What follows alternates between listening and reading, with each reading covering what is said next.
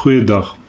Ons kyk weer na die evangelie, die goeie nuus van Jesus Christus, dit wat gekom het bykans 2000 jaar terug. En dis vir my baie keer interessant as 'n mens net gaan kyk dat die werklikheid van die geestelike is 'n lewe. Ons praat van 'n ewige lewe, ons praat van lewe op aarde, en iets wat jy baie maklik vir enige Christen kan vra, wat het Jesus kom doen op aarde? Dan sê hy, Jesus het sy lewe vir my kom gee. Nou, as jy die lewe van Christus, as hy sy lewe vir jou gegee het, en jy dit aanvaar, het jy dan sy lewe of het jy nie sy lewe nie? Jy sien, die hele lewe gaan uit keuses, en ons moet berekenings doen, en ons moet somme maak. Hy sê, dat niemand sal 'n huis bou, as hy nie eers die somme gemaak het en bereken het nie. Soos ons reg deur in ons lewe, maak ons heeldag berekeninge. Wat gaan ek, as ek 'n brood gaan koop, waar gaan ek 'n brood koop, hoe gaan ek ry, watter geld gaan ek vat?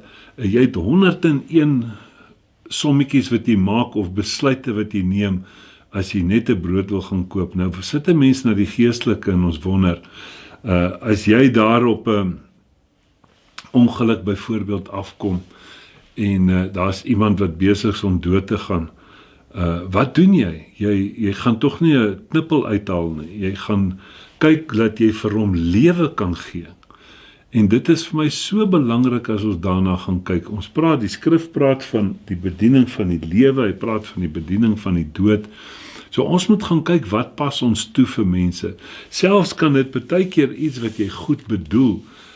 Weet ek van situasies waar mense na dokter toe gegaan het, omdat hulle baie siek is, en hulle het medisyne voorgeskryf, en die medisyne het nie met hulle geakkedeer nie. Met ander woorde, in plaas daarvan dat hulle gesond word, toe word hulle al sieker, en selfs is daar mense wat dood is aan sulke situasies. So, ek wil nou nie daarop ingaan nie, maar wat ek sê, die probleem is dat as daar 'n situasie is waar daar 'n probleem is, dan pas ons die lewe toe. En dan moet jy seker wees dat jy die werklikhede toepas, en nie die dood toepas op iemand nie. Nou gaan sit 'n mens en kyk, as jy na die bediening gaan kyk, dan praat hy in 2 Korintiërs 3, dan praat hy van ons bekwaamheid wat uit God is, en dan sê hy vers 6, 2 Korintiërs 3, God wat ons ook bekwaam gemaak het as dienaars van 'n Nuwe Testament. Mense, jy sal nie iets gaan koop, jy sal nie medisyne drink wat oor die vervaldatum is nie. Want dan weet jy, daardie goed is nie meer so goed vir jou, of nie so effektief vir jou nie. Maar wanneer ons by die geestelike kom, dan sit ons met 'n Ou Testament, ons sit met 'n Nuwe Testament, en die mense wil nie die Nuwe Testament toepas nie. In ander woorde, eerder die een wat oor die vervaldatum is. Hy sê, dienaars van die Nuwe Testament, nie van die letter nie, maar van die gees, want die letter maak dood, maar die gees maak lewend. So sien, daar is die situasie wat 'n mens het. Die mens het in Genesis het die mens gesterf, en God het gesê dat die mens moet 'n lewe kry, want daar was die boom van die lewe, die boom van die kennis van goed en kwaad. So die mens het gesterf, en daarom het hy 'n lewe nodig gehad. Ons het die hele ding verkeerd, ons het gegaan en nou het ons die hele geestelike werklikheid of godsdiens het ons gemaak oor sondes. Maar dit gaan nie oor sondes nie. Dit gaan oor 'n lewe. Die mens het sy lewe verloor in Genesis, en dit is wat hy hiervan praat. Hy sê, en as die bediening van die dood met letters op klippe gegraveer 'n heerlikheid was, sodat die kinders van Israel nie die oë kon vestig op die aangesig van Moses nie, vanweë die heerlikheid van sy aangesig, wat tog moes vergaan. Sien jy daar, dit was 'n werklikheid gewees. Dit was die werklikheid. Die Ou Testament was 'n werklikheid, maar hy sê die Nuwe Testament is gebou op die wet en profete, is 'n groter werklikheid wat gekom het. Nou gaan hy verder, hy sê, hoeveel te meer sal die bediening van die Gees dan nie 'n heerlikheid wees nie. Vers 9, want as die bediening wat veroordeel heerlikheid was, veel meer is die bediening wat regverdig maak oorvloedig in heerlikheid. Sien, hier het 'n groter werklikheid gekom. So jy kan nie die oue afkraak nie, maar die werklikheid is dat hier het nou vir die mens 'n groter werklikheid gekom, want as jy gaan kyk na die hele werklikheid van die wet se doel was om jou aan 'n einde van jouself te bring. Die wet se doel was om jou op 'n punt te bring waar jy besef, ek kan dit nie maak nie. Die beste van die bestes kon nie gemaak het nie. Dawid, kyk wat het hy alles gedoen. Handelinge 15, dan kom Petrus, dan sê hy, hoe wil julle die wet op die heidene toepas wat ons en ons voorvaders nie kon onderhou nie? Mense, baie belangrik. En as jy gaan kyk na Jakobus 2, praat daarvan, Jakobus 2 vers 10 sê, want wie die hele wet onderhou, maar in een opsig struikel, het aan almal skuldig geword. Met ander woorde, het aan almal skuldig geword, as nie kleintjies of groot is nie. Hy sê, want hy wat gesê het, jy mag nie egbreek nie, het ook gesê, jy mag nie doodslaan nie. As jy nou nie gebreek het nie, maar doodgeslaan het, dan het jy 'n oortreder van die hele wet geword. Jy sien daardie probleem daar, dit was die bediening van die dood, want maak nie saak watter kant toe jy gegaan het, jy kon nie by dit uitkom nie, jy kon nie wegkom onder dit nie, die beste van die bestes kon dit nie onderhou nie, dit het Petrus self gesê. So as ons nou gaan kyk na die werklikheid daarvan om jouself te verbeter, ek sê, die wet was juis gegee om jou aan 'n einde van jouself te bring. Jesus kom nadat die wet so swaar was, kom Jesus in die bergpredikasie, wat baie mense dink is lewe, is eintlik om vir jou te wys, hoe ver mis jy dit? Nou sê Jesus vir hulle, dis nie meer net as jy nou gebreek het nie, dis nou as jy gekyk het, met ander woorde, as jy begeer het, dan het jy klaar gebreek. Mense sien hoeveel, dit is tot die mag 2. Hy sê, as jou oog jou pla, ruk hom uit. As jou ander oog jou pla, ruk hom uit. As jou hand jou pla, kap hom af. So sal die mens gaan, en hy sal probeer 'n beter mens word, en hy sal probeer ontslaa raak van die goed. Jy sal alles afkap en uitruk, tot daar niks van jou oorbly nie. Dan sal jy nog steeds sit en begeer, en nog steeds dit, en nog steeds dat. Mense, so die werklikheid daarvan is, dat die mens het 'n lewe nodig gehad. En omdat die mens in Genesis gesterf het, God het gesê, as jy van hierdie boom eet, gaan jy sekerlik sterf. Die mens het van die boom geëet en hy het gesterf. Nou probeer ons om 'n beter mens te word. Maar die werklikheid, ons het Jesus Christus nodig, ons het die lewe nodig. Nou, kom ons kyk nou net baie keer in ons hele handel. Nou kom die een persoon, dan sê die persoon, weet jy wat? Ek rook nou, sê maar ek rook nou al minder. Weet jy wat, ek gaan nou ophou rook, want ek sien rook is nie goed vir my nie. En rook, in my liggaam is 'n tempel van God en al die goedjies, en nou probeer jy minder rook, want 'n Christen is nie veronderstel om te rook nie, byvoorbeeld, maar nou rook jy al minder. En dan sê die mense, joh, ek is trots op jou, omdat jy nou al minder rook. Nou kom die volgende ou, dan sê hy, maar weet jy wat, ek steel nou al minder. Ek het baie meer gesteel, maar ek steel nou al minder. Hoe gaan jy saam met so ou kuier in jou huis, as jy weet, hy steel al minder, maar hy steel nog steeds? Jy sien, die probleem is, as jy jouself probeer verbeter, as jy self probeer van die dood ontslaa raak, dan kom die volgende en dan sê hy, joh, weet jy wat, dit gaan baie beter met ons huwelik, my vrou slaap nou al minder rond, by ander mans. So kan jy ingaan. Hy sê, as jy in een opsig oortree, het jy nie hele wet skuldig geword. So maak nie saak wat jy gedoen het nie, jy is veroordeel, en dit is wat die bediening van die dood vir die mens gesê het.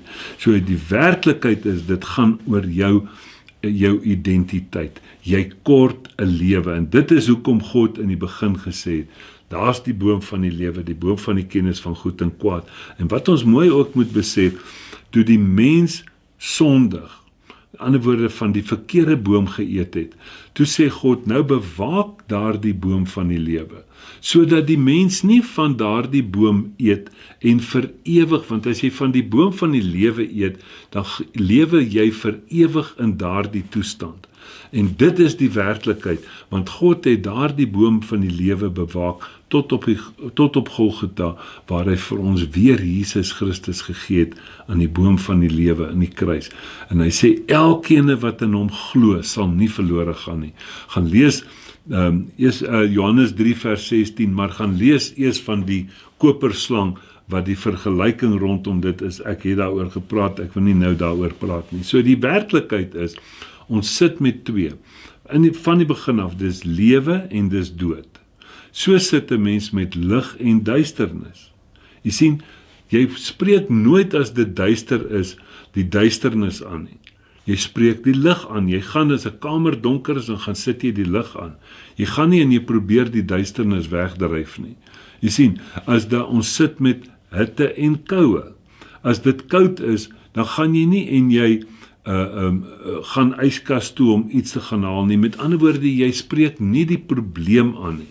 Jy gaan en jy gaan kry vir jou 'n trui of jy sit die verwarmer aan of wat ook al. Net so sit jy met 'n probleem en 'n antwoord. Oomblik wat jy 'n probleem het in jou lewe, mense, en dit is een van die goed wat ons mekaar mee moet help. Oomblik wat jy met 'n probleem sit, dan is daardie probleem klaar 'n probleem. Dit help nie jy gee aandag aan die probleem nie. Jy moet die antwoord kry vir daardie, jy moet die oplossing kry vir daardie probleem. Jy sien, en dit is hoe dit van die begin af werk, en dit is ook hoe dit in die geestelike werk. Maar ons is altyd so besig met die probleem. Jy's 'n arm sondaar, jy's hel verdien, jy doen dit en jy doen dit en jy wil nie verbeter nie en jy wil nie. Nee mense, dan is ons besig om die probleem aan te spreek en nie die antwoord nie. Net so sit ons met wet en genade. Dis twee uiterstes. Die een werklikheid is wat jy moes doen, die volgende ene is dit wat Jesus Christus vir jou gedoen het. Die een is lewe en die ander een is die dood. Dan sit ons met Jesus en jy. Ons vermeng dit altyd. Dan is dit wat jy moet doen om by God uit te kom. Nee, dis nie wat jy moet doen om by God uit te kom nie. Dit is die Ou Testament. Moes die mense offers gemaak het. Hulle het torings gebou. Hulle het by God probeer uitkom. Hulle het die afstand wat ontstaan het in Genesis probeer uitwis. Nuwe Testament, toe kom God by die mens uit. Alle goeie gawes kom van bo af. Die voorhangsel het van bo na onder geskeer. Met ander woorde, dis toe God wat by ons uitgekom het. Net so sit ons met die ou mense en die nuwe mens. Absoluut hierdie werklikheid wat ons moet gaan kyk. En ek wil net bietjie kyk na die een werklikheid wat ons na gaan kyk het. Onthou, die skrif sê vir ons, as ons gaan kyk na Romeine 6 praat daarvan, dat kan ons nou aanhou doen wat verkeerd is? Kan ons aanhou sondig? Nee, hy sê glad nie. Hy sê, want as jy daai stelling maak, dan verstaan jy nie die evangelie nie. Jy kan nie aanhou sondig nie. So daar's 'n groter werklikheid as dit. Maar die werklikheid is dit, dat dit het nie, ons praat van die sondeval, maar die werklikheid van dit is, dat in Genesis het die mens gesondig. God het gesê, jy mag nie van daardie boom eet nie, maar ons maak die boom van die kennis van goed en kwaad die middelpunt van ons lewe.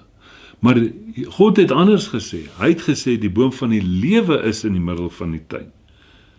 Jy sien, dit is waarom alles draai. Die middelpunt van alles is die boom van die lewe. Ons het dit gedraai en gesê, die boom van kennis van goed en kwaad is die middelpunt gewees van alles. En dis die middelpunt van ons godsdiens, in ons geestelike werklikheid. So nou gaan God, en hy sê daar, hy kry die Adam en die vrou en die slang daar, en hy sê vir die vrou, jou saad gaan sy kop vermorsel. Heeltemal teen die werklikheid, die vrou het nie eers getel nie. En God praat nie met Adam nie, want Adam is die een wat opgemors het. Hy praat nie met Adam en sê, Adam, jy moet nou gaan regmaak nie, want God ken die mens, want hy wil 'n perfekte oplossing bring vir hierdie werklikheid, of hierdie onwerklikheid wat plaasgevind het. En hy sê vir die vrou, jou saad gaan sy kop vermorsel. En die hele Ou Testament gaan daaraan, dat net soos wat God in die begin die heelal in wording geroep het deur die woord van sy mond, het hy die skepping gemaak, alles. Kom God in die Ou Testament en hy spreek hierdie lewe van Jesus Christus. Hy spreek die saad in wording.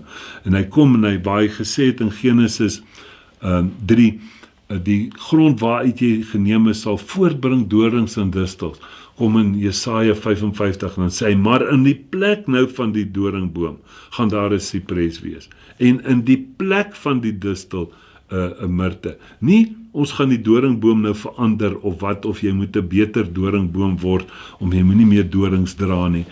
Nee, God spreek dit in wording, 'n nuwe ding wat nou gaan plaasvind, nuwe ding wat moet gebeur. Ek wil net vir ons so 'n paar goed vir ons wys dat die mens het 'n lewe nodig. Vers 19, Deuteronomium 30 vers 19, ek neem vandag die hemel en die aarde as getuienis teen julle, die lewe en die dood, die seën en die vloek het ek jou voorgehou. Kies dan die lewe dat jy kan lewe, jy en jou nageslag. Kies die lewe. Jy sien, God bring dit duidelik hier vir die mense, hy sê kies die lewe. Nee. En sien jy weer, dit is die seën en die vloek, alles loop in twees. En God hou vir jou die werklikhede en hy sê vir jou, die skrif sê vir jou, hy sê geloof kom deur die gehoor, gehoor deur die woord van God. Hy hou vir jou altyd die goeie voor. Die een wat vir jou die beste is, hou hy voor, maar die mens gaan kies altyd anders as dit. Dan kom in Spreuke 18 vers 21, ek gaan nie nou lees nie, ons haal dit baie aan, dan sê hy, lewe en dood is in die mag van die tong, en dit wat jy spreek, sal met jou gebeur. Met ander woorde, daai werklikheid wat jy spreek, is dit wat met jou sal gebeur. Nou gaan hy en hy kom verder hier in Johannes 1, ek wil gou vir ons in Johannes 1 net lees, die werklikheid wat Jesus Christus gebring het daar, so van die eerste vers af. Johannes 1 vers 1, in die begin was die woord en die woord was by God en die woord was God. Sien jy daai een werklikheid, dit was alles by God. Hy was van die begin af by God. Alle dinge het deur hom ontstaan en sonder hom het nie een ding ontstaan wat ontstaan het nie. Wie is dit? Dis Jesus Christus. Want God het gesê, laat ons mense maak in ons beeldnis en gelykenis. Hy sê, alle dinge het deur hom ontstaan en sonder hom het nie een ding ontstaan wat ontstaan het nie. In hom was lewe en die lewe was die lig van die mense. Jy sien daai werklikheid van in hom was lewe en die lewe was die lig van die mense. Hy sê, dan praat hy oor Johannes die Doper, dan sê hy vers 9, hy sê die waaragtige lig wat elke mens verlig was aankom in die wêreld. Dan sien jy dat Jesus Christus was daar die manifestasie, van die begin af was hy daar. Nee, en hier kom hy en hy manifesteer nou as die antwoord vir die mens wat moes gekom het, die saad wat moes gekom het. Dan gaan jy sit jy reg deur die skrif, Johannes 6, ons kan hom net so lees, ons is hier Johannes 6, ek wil net so deur Johannes gaan, vers 63, dan praat Jesus weer met die mense hier, en kyk mooi, hy sê vir hulle, dit is die gees wat lewend maak, die vlees is van geen nut. Ons kyk daarna mense, dis die gees wat lewend maak, die vlees is van geen nut. Ons het gelees 2 Korintiërs 3, dit wat op die tafels geskryf is, met ander woorde die vleeslike veronderinge, die doen mens. Hy sê, die vlees is van geen nut, die woorde wat ek tot julle spreek is gees en is lewe. Hier gaan jy die lewe kry in die woord. Want Jesus kom verder, dan sê hy in Johannes 14 vers 6, hy sê, ek is die weg, die waarheid en die lewe. Mense, baie belangrik, Jesus kom, ek het gesê, wanneer 'n mens in 'n situasie kom waar daar 'n dood is, dan moet jy lewe spreek in daardie situasie in. En Jesus kom hier in Johannes 11, kom hy by Martha, en wat hy praat oor haar broer, en Jesus sê vers 23, Jesus sê vir haar, jou broer sal opstaan. Martha antwoord hom, ek weet dat hy sal opstaan in die opstanding in die laaste dag. Jy sien, dit is wat ons doen. Ons wil hierdie lewe, wat Jesus Christus vir ons kom gee het, wil ons volhou. Ons wil nou in armoede, ons wil nou in die dood leef, en dan wil met die hoop dat ons eendag 'n lewe gaan hê. Miskien sal God my genadig wees dat ek dit maak. Nee mense, dis nie dit nie. Hy sê, Jesus sê vir haar, ek is die opstanding en die lewe. Wie in my glo sal lewe, al het hy ook gesterwe. Kyk wat sê Johannes 5, ek het nou nie al hierdie skriffies beplan nie, maar vers 24, voorwaar ek sê vir julle, wie my woord hoor en hom glo wat my gestuur het die ewige lewe. Hy wat hoor en glo, met ander woorde dit jou eie maak, dit bly jou keuse, het die ewige lewe en kom nie in die oordeel nie, maar het oorgegaan uit die dood in die lewe. Dit sê Jesus vir hulle, na die kruisiging en opstanding sê Paulus vir hulle in Efesiërs 1 vers 13, toe jy die woord van die waarheid, Jesus Christus, ek is die weg, die waarheid en die lewe, die evangelie van jou redding gehoor het, en dit geglo het, met ander woorde jou eie gemaak het, dan word jy verseël met die belofte van die Heilige Gees. Dit is so werklikheid. Jesus sê in 1 Johannes 5 vers 12, hy sê, hy wat die seun het die lewe, hy wat die seun van God nie het nie die lewe nie. So jy sien mense, die hele ding gaan daaroor, dat dit is absoluut 'n lewe wat die mens gekom het. Jesus Christus het gekom om daai lewe vir die mens te gee, en tot vandag toe kom ons daar en hy sê, ek gaan dalk by Romeine 10 uitkom, kom ons noem dit net, die tyd is min, sê Jesus, Paulus bid, hy bid vir sy volk, hy sê, ek bid dat my volk gered kan word, want ek kan getuig dat hulle ywer het vir God, maar sonder die regte insig, sonder die regte kennis, want hulle aanvaar nie die manier, sê die nuwe vertaling, waarop God die mense vryspreek nie, hulle probeer dit op hulle eie manier verkry.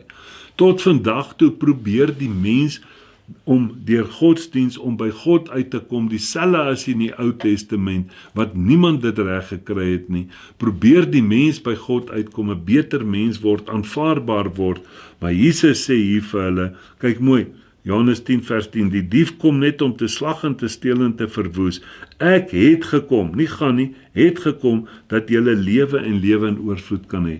Watter een was eerste? Die dief het geslag en steel en verwoes. Daarna het Jesus gekom, dat ons lewe en lewe in oorvloed kan hê. Waarna soek ons? Ons ruil die twee om. Ons sê, Jesus het 2000 jaar teruggekom, sy lewe vir ons gegee, ek het Jesus aanvaar as my lewe, hy is nou my lewe, en nou slag en steel en verwoes. Dis net 'n leuen, dis net 'n leuen, en daarom moet ons met mekaar praat, en ons moet mekaar ondersteun met hierdie werklikhede, ons noem dit fellowship in Engels, dat ons vir mekaar kan sê, nee man, die dief het geslag en gesteel en verwoes, maar Jesus het gekom dat jy lewe in lewe en oorvloed kan hê. As jy net gaan kyk na die kruisiging, die boodskap na die kruisiging, Efesiërs 2 byvoorbeeld, jy kan dit elke keer aanhaal, vers 1, en julle het hy lewend gemaak wat dood was deur die misdade en die sondes. So twee goed baie belangrik, is eerstens, dit gaan nie oor sonde nie, dit gaan oor Jesus. Hy wat met sy hart glo en Jesus bely, sê Romeine 10 vers 9, en hy herhaal dit in vers 10, sal gered word. Jy sien, dit gaan daaroor om Jesus te bely.